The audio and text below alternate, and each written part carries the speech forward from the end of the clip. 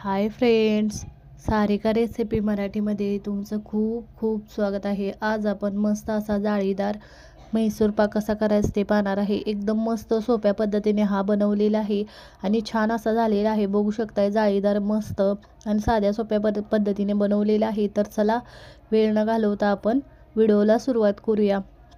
इथे बघा, सर्वप्रथम ज्या भांड्यामध्ये आपण म्हैसूर पाक सेट होण्यासाठी ठेवणार आहे त्या भांड्याला तूप किंवा तेल लावून घ्यायचं आहे. मी थोडं तूप लावून घेते.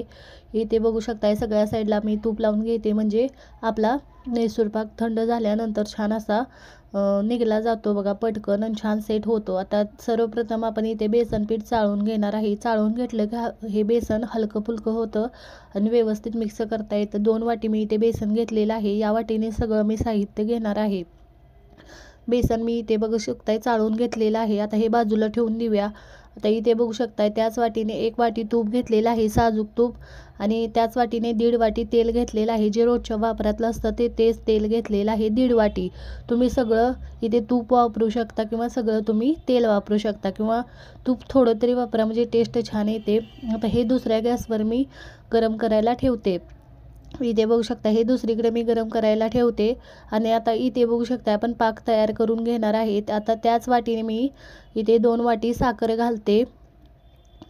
एकाच वाटीने मी सगळं साहित्य घेते. 2 वाटी मी साखर घातलेली आहे आणि त्याच वाटीने मी 2 वाटी पाणी घालते. 2 वाटी साखरेसाठी 2 वाटी पाणी घालून घेते. आता आपल्याला इथे सर्वप्रथम ही साखर पूर्णपणे या पाण्यामध्ये विरघळवून घ्यायची आहे. इथे बघू शकताय 2 वाटी पाणी घातलेलं आहे.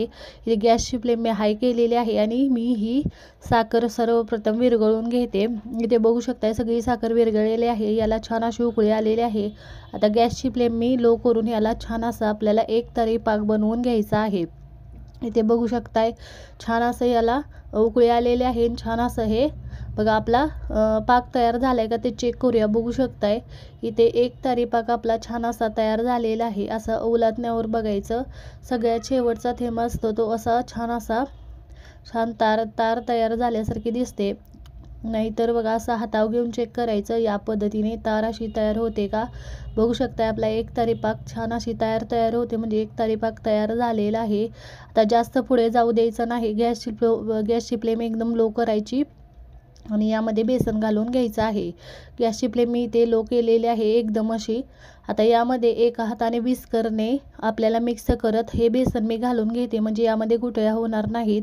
असं विस्करने यामध्ये मिक्स करत मी असं बेसन सगळं घालून घेतलेलं आहे आणि गुठळ्या न होऊ देता हे सगळं बेसन मी यामध्ये मिक्स करून घेते. गॅसची फ्लेम आपल्याला लोच ठेवायची आहे आणि या पद्धतीने 2 मिनटं आपल्याला मिक्स करून घ्यायचं आहे, गुठळ्या न होऊ देता. इथे बघू शकताय छान असं मिक्स करून घेतलेलं आहे बघा.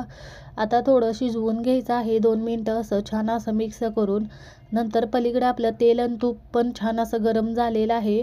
गरम झाल्यानंतरच आपल्याला यामध्ये घालून घ्यायचं आहे. इथे बघू शकताय मी छान असं एक पळी घातलेलं आहे, मिक्स करून घ्यायचं आहे. असं मिक्स करत आपल्याला हे शिजवून घ्यायचं आहे. बघू शकता हे मिक्स केलेलं आहे. आता पुन्हा एकदा मी यामध्ये घालून घेते आणि छान असं बेसन पण आपल्याला त्याच्याबरोबर चांगलं शिजवून घ्यायचं आहे. बघू शकता या पद्धतीने मी मिक्स करून घेते विस्करने. बघा हे सगळं मिक्स झालं की नंतर थोडं घालून सगळं मी यामध्ये छान असं मिक्स करून छान घेते बघा. 2 ते 3 वेळा मी यामध्ये घातलेलं आहे, पण घालताना व्यवस्थित आपल्याला घालायचं आहे, अंगावर उडू द्यायचं नाही. इथे बघू शकताय थोडं करून छान असं हे मिश्रण तयार झालेलं आहे. बघू शकता या पद्धतीने. आता थोडं राहिलेलं पण मी यामध्ये घालून घेते. एक पळी राहिलेलं आहे.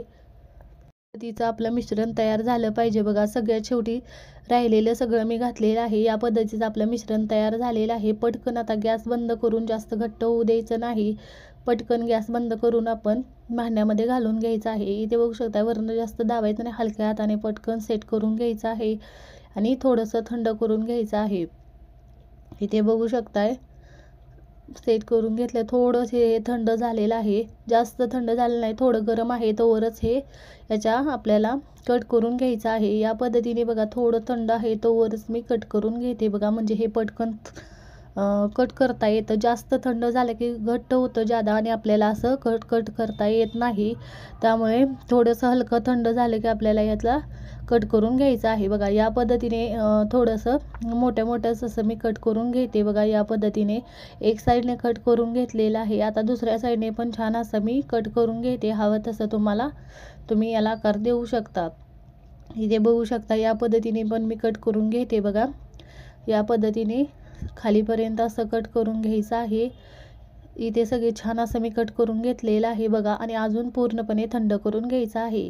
इथे बघू शकता हे पूर्णपणे थंड झालेलं आहे. आता मी प्लेटमध्ये काढून घेते. बघा याला छान असं हे प्लेटमध्ये काढून घेतलेलं आहे आणि व्यवस्थित असं पुन्हा एकदा याला कट करून घेते, म्हणजे अजून हे व्यवस्थित निघलं जातं. बघा या पद्धतीने छान असं हे निघलेलं आहे मस्त आणि दिसायला पण छान दिसत आहे. छान असा आपला मैसूर पाक तयार झालेला आहे. बघू शकताय सोप्या पद्धतीने जाळीदार एकदम मस्त मैसूर पाक आपला तयार झालेला आहे. चवीला पण एकदम छान असा तयार झालेला आहे. बघू शकताय जाळी छान अशी पडलेली आहे.